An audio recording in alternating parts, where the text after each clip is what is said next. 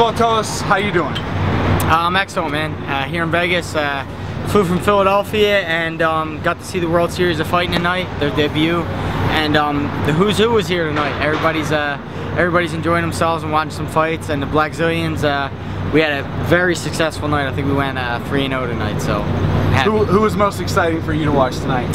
I'm a huge fan of Tyrone, and it was his debut. You know, I was on edge a little bit. What made you on edge? You know, he's 9-time world champion kickboxing, and he's just crossing over to MMA. And I know that guys sometimes come in fights crossing over from kickboxing. They're a little nervous about their ability to get in the cage and transition. And he handled it like a veteran out there tonight, and he put the guy away like he should have, and I was really happy for him. And you know, Anthony Johnson and Jay-Z is a training partner of mine, so I couldn't be any happier for him to get in, clock in and clock out real fast. How long have you been with the Blackzilians? Because didn't you have the red corner, I believe? I did. I had a store in Philadelphia, but I've been with the Blackzilians for about a year now, and couldn't be more happy, man. Crew of guys, great crew of guys, good work ethic, great coaches, and great management team. You couldn't ask for anything more as a fighter. How tight-knit is the group, and is there like a leader of that kind of group? I know Rashad Evans has kind of been a big mentor to you guys. Rashad's a mentor. You know, you got guys like Tyrone in there, Anthony Johnson. There's a whole crew of names, a whole laundry list of names and talent and coaches in the room. So, you know, just being in the room every day makes for nothing but improvement for a fighter. So, just I'm blessed to be there, blessed to be around such a great group of guys and great group of trainers. Contract's up with Bellator, you're negotiating right now. How's that going for you? Great, man. I had some great talks with Bellator and Bjorn and the guys at Viacom, and they just recently gave me my release papers on Friday to go out and explore my options, just to speed up this process, to make it, you know, not long and drawn out. They don't want a long and drawn out process, and neither do I. So they were gracious enough to take that clause of the contract and speed it up for me, and I appreciate that. And they've been a pleasure to work with, and I'm working now to start to see what the future, has. Well, you're here in Las Vegas. Have you been hanging out with Dana White at all? No, I haven't.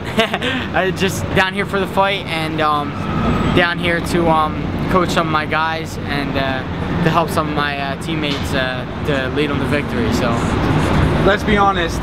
You want the UFC more than anything, right? I want a big deal. I want a big contract. So, but there is no bigger contract. Are you more about the money than fighting, you know, maybe the top guys in the UFC right now? No, it's a combination of money and growth. You know, I want to be with someone who's going to grow and be able to continue to grow, you know, my brand and myself, and grow my ranking, get my ranking to be, you know, as high as #1 in the world. And it is about the money. I have a family, I have a wife and children to take care of, so you know, it is about the money as well. And I know a lot of people judge me for that, but you know, anybody in my shoes and dealing with the things that I deal with on a everyday basis, you know, that's a reality of mine that I have to deal with. So I'm looking to grow, I'm looking to be #1 in the world, and I want to get paid for it. So that's my agenda. If you do end up signing with the UFC, let's just say, how do you think life will change for you? I don't know. I'm gonna fight. I'm gonna continue to do the same things I've been doing.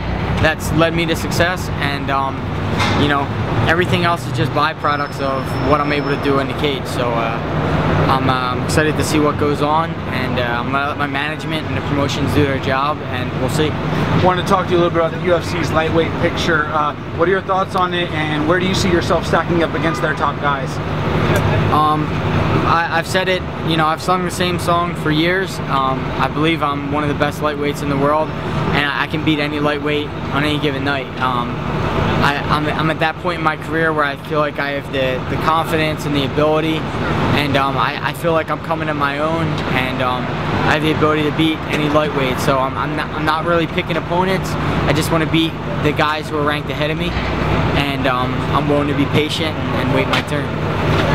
What are your thoughts on Benson Henderson versus Nate Diaz? I love that matchup. It's such like a different sort of matchup. You have the, you know, the athletic,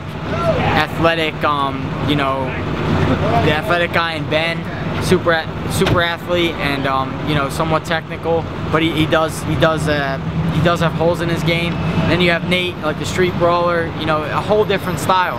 It's a 2 different style matchup, just like the old school UFC. So it's gonna be fun to watch, and you know, I love watching Nate. His fights are always fun, and I'm gonna enjoy that matchup. I'm gonna enjoy being a spectator of that one. Thoughts on Gilbert Melendez?